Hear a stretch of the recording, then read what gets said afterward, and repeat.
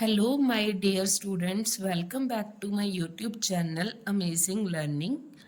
Today we will discuss exercise 3.1 of chapter number 3, pair of linear equations in two variables. So let's start. तो हमारी exercise 3.1 का first question क्या है? Form the pair of linear equations in the following problems and find their solutions graphically.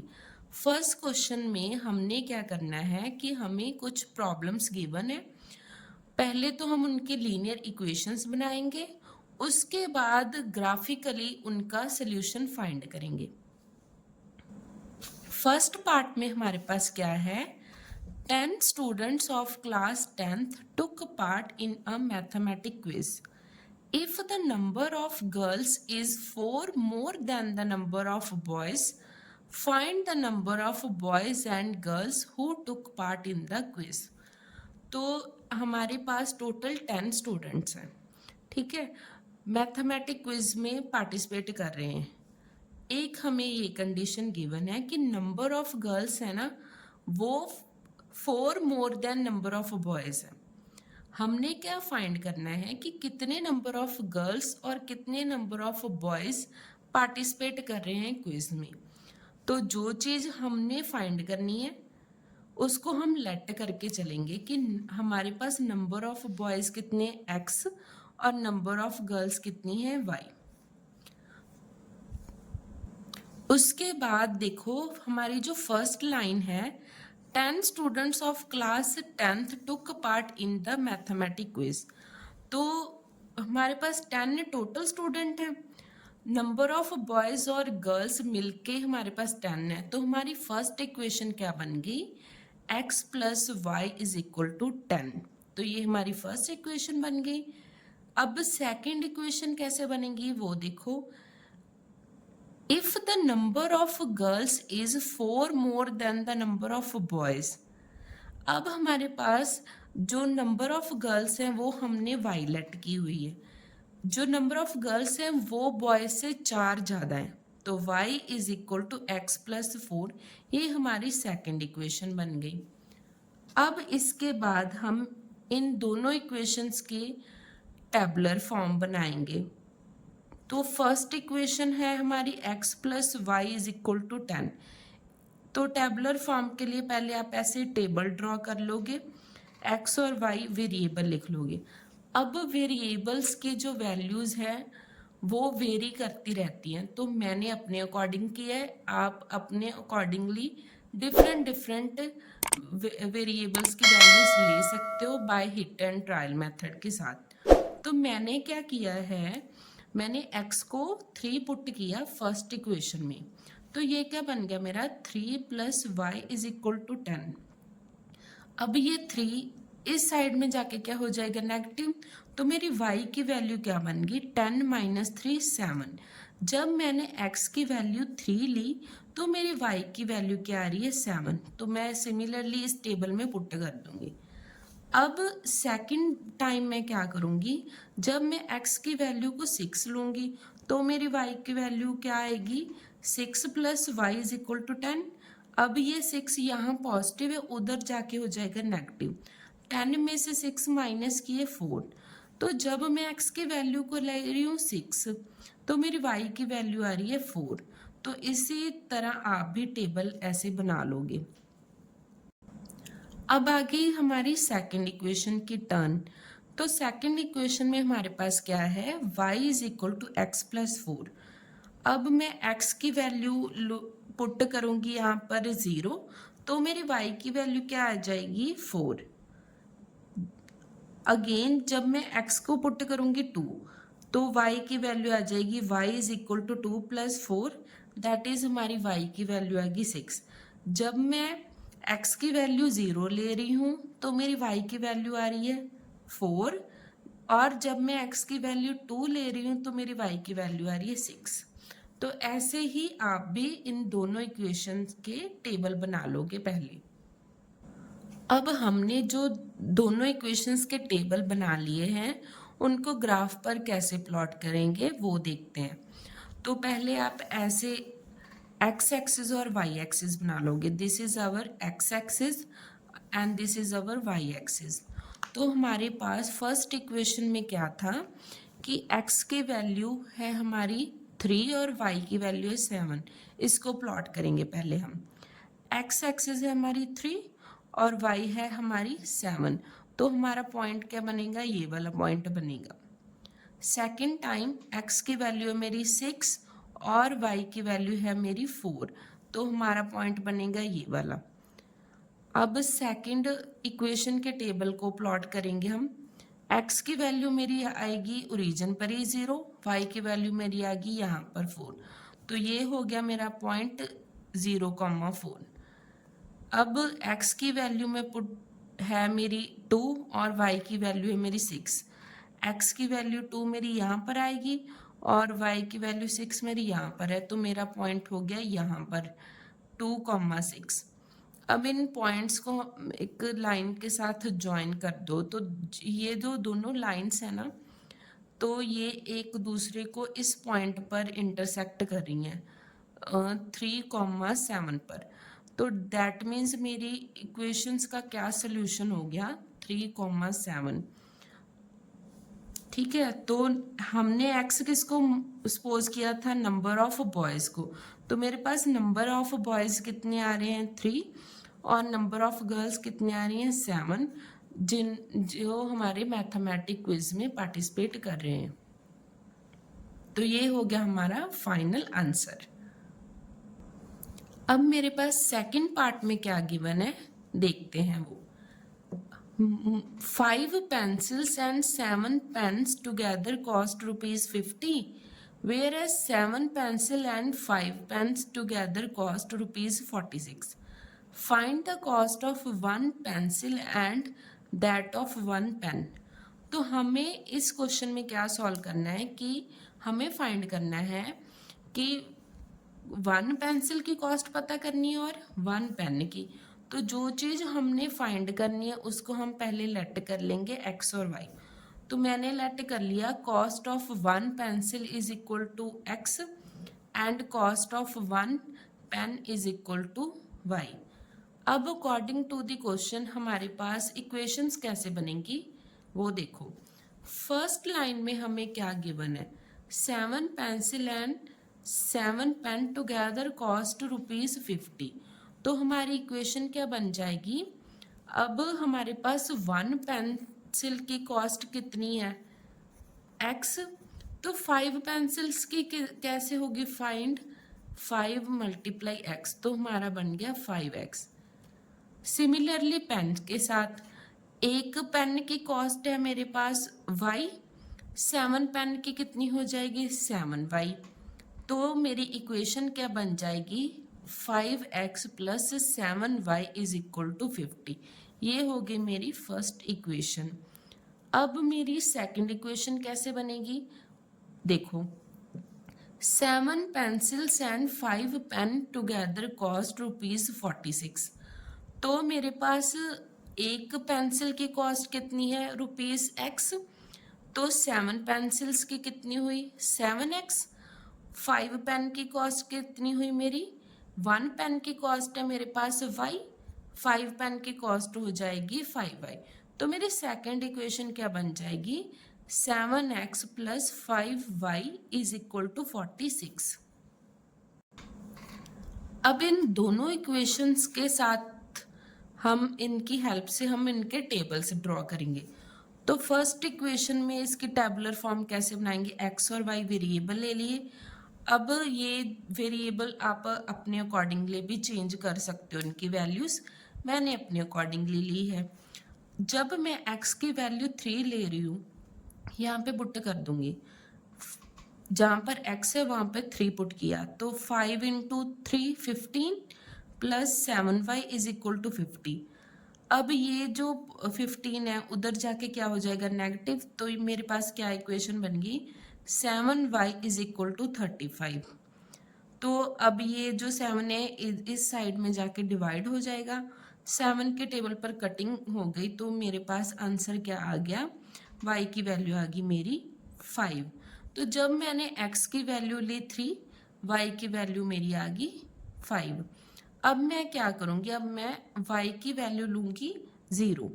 तो जब मैं y की value 0 लूँगी तो मेरे पास x की वैल्यू कितनी आ रही है 10। तो जब मैं y की वैल्यू 0 ले रही हूँ, x की वैल्यू मेरी आ रही है 10। सिमिलरली हम इधर भी टेबल ड्रॉ कर लेंगे। x और y हमने ऐसे ड्रॉ करना है। जब मैंने x की वैल्यू 8 ली तो मेरी कैलकुलेशन के बाद y की वैल्यू आ रही है -2। तो यहाँ पर हमारी जो वेरिएबल्स की वैल्यू है नेगेटिव भी आ सकती है।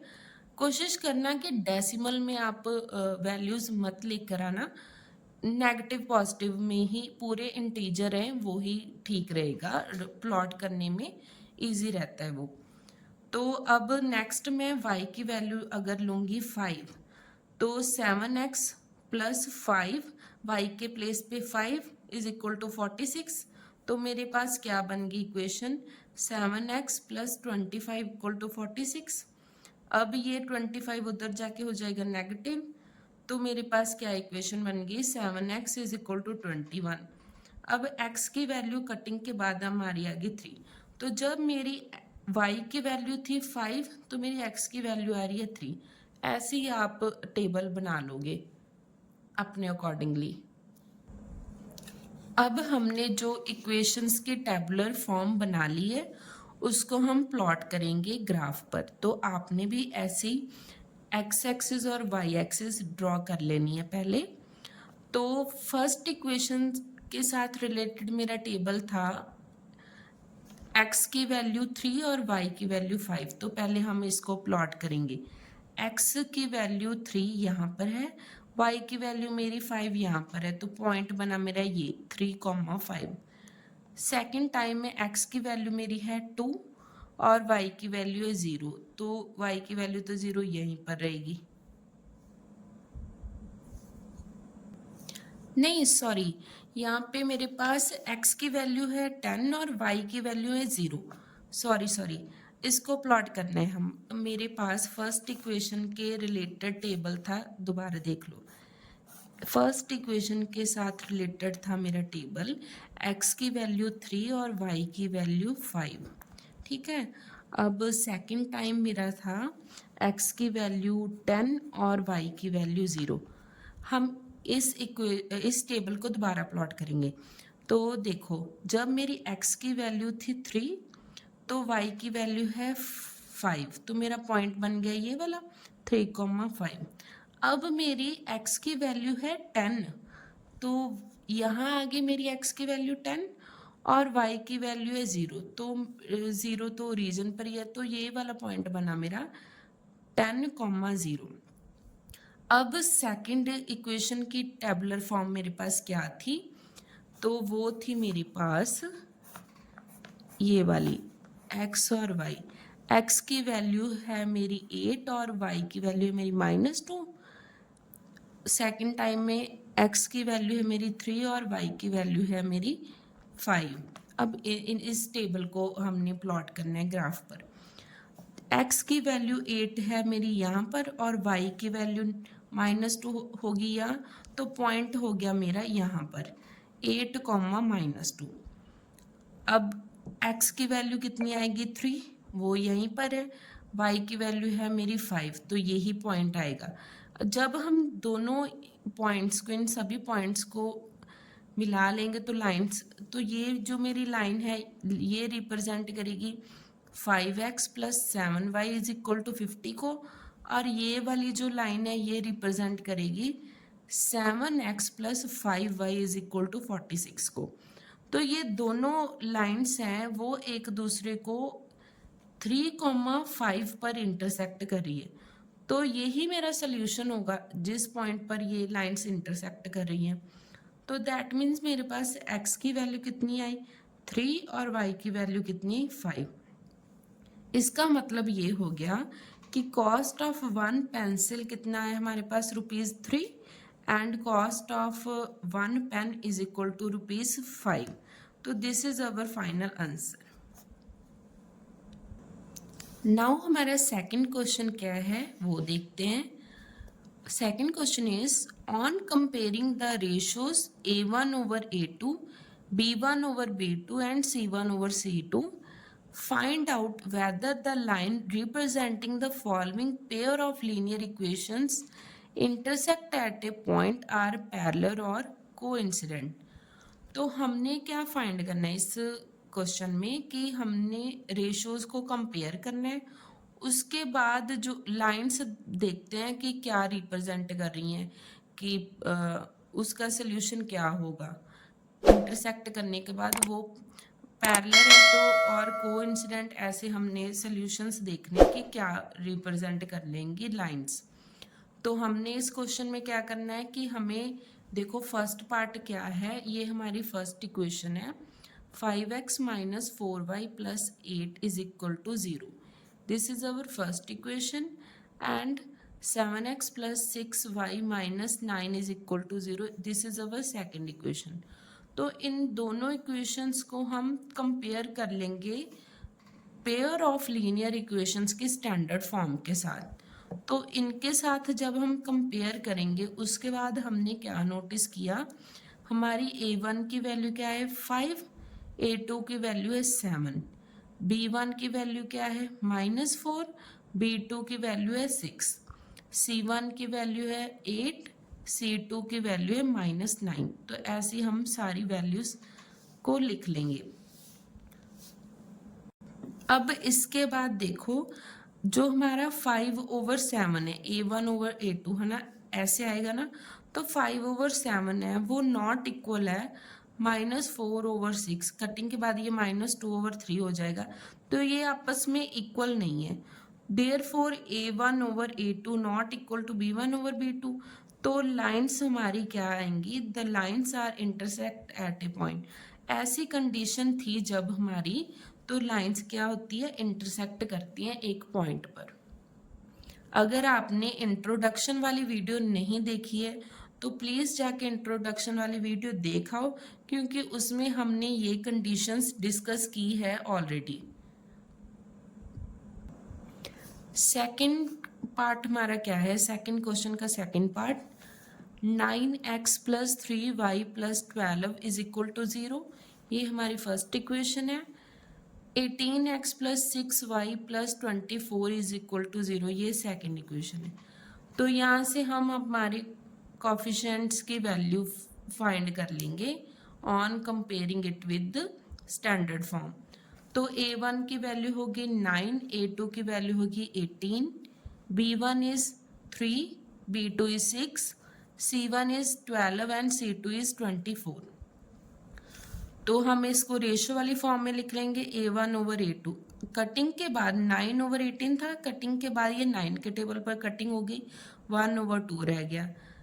अब B1 over B2 3 over 6 थे, कटिंग के बाद ये बन गए 1 over 2। C1 over C2 is equal to 12 over 24, after cutting ये बन गए 1 over 2। तो ये हमारे पास तीनों रेशोज आ गई इक्वल। जब तीनों रेशोज होती हैं इक्वल तो हमारे पास लाइंस होती हैं कोइंसिडेंट्स। थर्ड पार्ट में हमारे पास क्या गिवन है, 6x minus 3y plus 10 is equal to 0, this is our first equation. 2x minus y plus 9 equal to 0, this is our second equation. On comparing हमारे पास A1 की वैल्यू आ गई 6, A2 की आ गई 2, B1 is -3, B2 is -1, C1 is 10 and C2 is 9। इसको ratio वाली form में लिखने के बाद हमारे पास क्या बन गया, ये 6 over 2 थे, आफ्टर कटिंग ये 3 बच गया। B1 over B2 -3 over -1, minus के साथ माइनस कैंसल। तो हमने क्या नोटिस किया कि ये वाले दो जो हमारे पास हैं फर्स्ट टू रेशोज ये आपस में इक्वल है, और ये वाली जो थर्ड C1 over C2 है ये इनके इक्वल नहीं है। तो हमारे पास क्या कंडीशन होती है इससे रिलेटेड, तो जब हमारे पास ये तीनों ratio A1 over A2 is equal to B1 over B2 not equal to C1 over C2, जब ये कंडीशन हमारे पास होती है तो हमारी लाइंस क्या होती हैं, हमारी लाइंस होती हैं पैरेलल। नेक्स्ट हमारे पास है क्वेश्चन नंबर 3। तो देखते हैं क्वेश्चन नंबर 3 क्या है हमारे पास।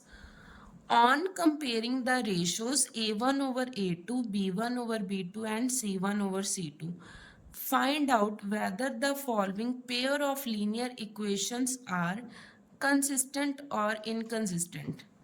तो हमने यहाँ पे बताना है कि हमारी जो लीनियर इक्वेशंस हैं वो कंसिस्टेंट होंगी या इनकंसिस्टेंट होंगी. तो हमारे पास इनकंसिस्टेंट सिर्फ पैरेलल लाइंस में होती हैं. ठीक है, तो इनकंसिस्टेंट कब होंगी? जब हमारी लाइंस पैरेलल होंगी. कंसिस्टेंट कब होंगी? जब हमारे पास इंटरसेक्टिंग लाइन और कोइंसिडेंट लाइन होगी, तो हमारी लाइंस होंगी कंसिस्टेंट. तो पैरेलल के कंडीशन में ही हमारे पास जब लाइंस पैरेलल होगी तभी हमारे पास इनकंसिस्टेंट होगी. तो अब इसको हम नेक्स्ट इसके फर्स्ट पार्ट को डिस्कस करते हैं. क्या है हमारे पास? 3x plus 2y is equal to 5, और यू कैन से आप इसको ऐसे भी लिख सकते हो एक साइड में करके. 3x plus 2y minus 5 is equal to 0.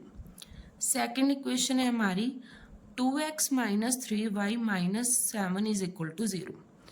तो आफ्टर कंपेयरिंग हमारे पास a1 a2 की क्या वैल्यू है? a1 is 3, a2 is 2, b1 is 2, b2 is minus 3, c1 is minus 5 and c2 is minus 7. तो हमने क्या नोटिस किया यहाँ से ही कि हमारा a1 ओवर a2 है वो है 3 ओवर 2, और b1 ओवर b2 कितना है? 2 ओवर माइनस 3. तो यहाँ पर ये क्या है? ये दोनों तो आपस में इक्वल नहीं है. देयरफॉर हमारी ratios a1 over a2 not equal to b1 over b2.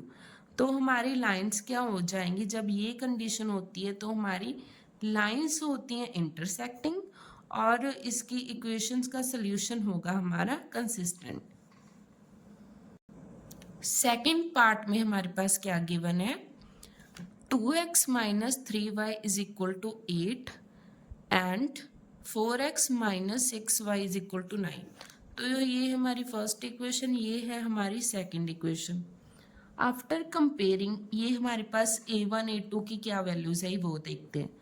a1 is 2, a2 is 4, b1 is minus 3, b2 is minus 6, c1 is minus 8 and c2 is minus 9. तो हम आगे इसको चेक करते हैं इनकी रेशियोज को. a1 ओवर a2 हमारे पास क्या था? 2 ओवर 4. तो हमने 2 के टेबल पर कटिंग कर ली तो हमारे पास क्या बचा? 1 ओवर 2. b1 ओवर b2 तो माइनस 3 ओवर माइनस 6 थे हमारे पास. नेगेटिव के साथ नेगेटिव कैंसिल आउट, 3 के टेबल पर कटिंग होगी तो ये हमारा बन गया 1 ओवर 2. बट ये c1 ओवर c2 है, ये नॉट इक्वल है. तो हमारे पास क्या आ गया? Therefore a1 over a2 is equal to b1 over b2 not equal to c1 over c2. तो अगर हमारे पास ये कंडीशन हो तो हमारी लाइंस होती हैं पैरेलल. अगर हमारे पास लाइंस हैं पैरेलल तो इक्वेशंस हमारी क्या हो जाएंगी? इनकंसिस्टेंट. नेक्स्ट है हमारा थर्ड पार्ट, वो क्या है? 3 over 2 into x plus 5 over 3 in y is equal to 7. तो ये हमारी फर्स्ट इक्वेशन है. 9x minus 10y is equal to 14, ये हमारी सेकंड इक्वेशन है. तो हमारी a1 की वैल्यू क्या आएगी? a1 over a2. तो ये देखो ये हमारे पास फ्रैक्शन में है तो इसको कैसे हम सॉल्व करते हैं? 3 ओवर 2 है तो इसके ओवर में क्या आना था? 9. उसको भी हमने फ्रैक्शन वाली फॉर्म में लिख लिया 9 ओवर 1. तो ये हमारे पास क्या बन जाएगा? 3 इंटू 2, ये रेसिप्रोकल हो जाएगा 1 ओवर 9. तो हमारा ओवरऑल आंसर बन गया 3 ओवर 18.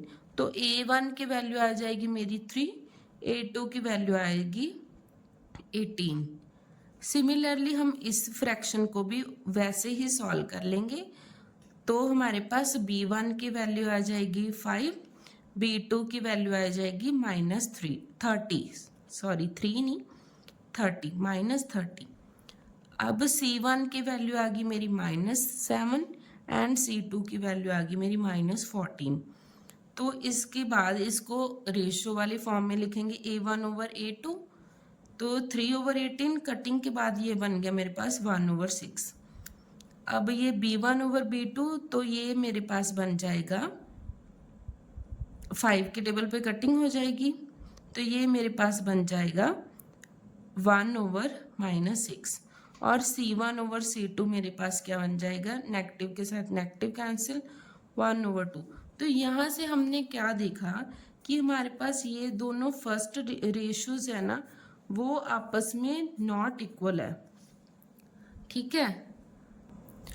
तो अगर हमारे पास A1/A2 not equal to B1/B2 हो तो हमारी लाइंस होती हैं इंटरसेक्टिंग और इसका इक्वेशंस क्या आ जाएंगी, इसका आ जाएगा हमारे पास कंसिस्टेंट। नेक्स्ट हमारा फोर्थ पार्ट, क्या इक्वेशन है हमारी, 5x - 3y - 11 is equal to 0। Second equation is -10x + 6y + 22 is equal to 0। इसको स्टैंडर्ड फॉर्म के साथ कंपेयर करके हमारी A1, A2, B1, B2, C1, C2 की वैल्यूज क्या आई देखते हैं। A1 is 5, A2 is -10, B1 is -3, B2 is 6, C1 is -11 and C2 is 22। अब इसको रेशो वाली फॉर्म में देखते हैं क्या बनता है। A1/A2, तो कटिंग के बाद ये 5 के टेबल पे कटिंग हुई है, ये बन गया हमारा -1/2।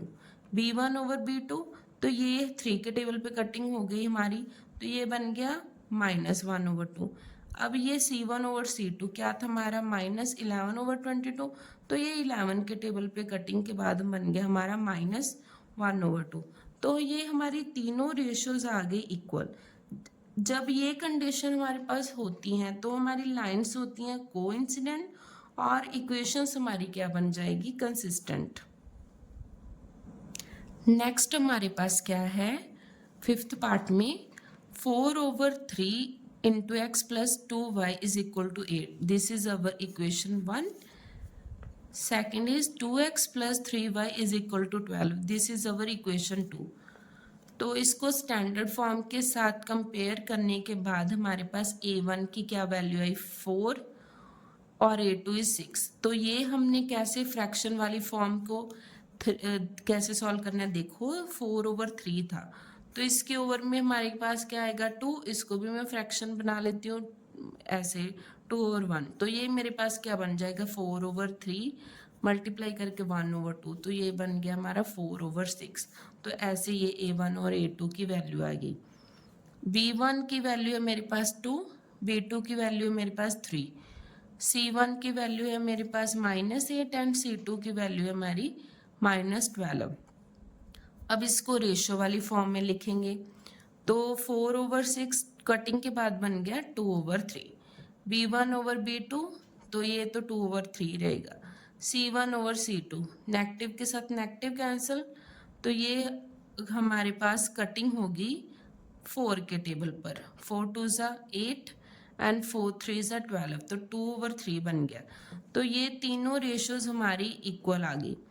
तो जब ये कंडीशन होती है तो हमारी लाइंस होती हैं कोइंसिडेंट और इक्वेशंस हमारी आ गई कंसिस्टेंट। आई होप कि आज हमने जो क्वेश्चन डिस्कस किए हैं वो आपको अच्छे से क्लियर हो गए होंगे। अगर आप इस चैनल पे नए हो तो प्लीज़ चैनल को सब्सक्राइब करो। अगर वीडियो अच्छी लगी हो तो इसको लाइक करो, अपने फ्रेंड्स के साथ शेयर करो। अगर कोई डाउट है तो कमेंट बॉक्स में कमेंट करके मुझे इन्फॉर्म करो। Thanks for watching, bye bye, take care.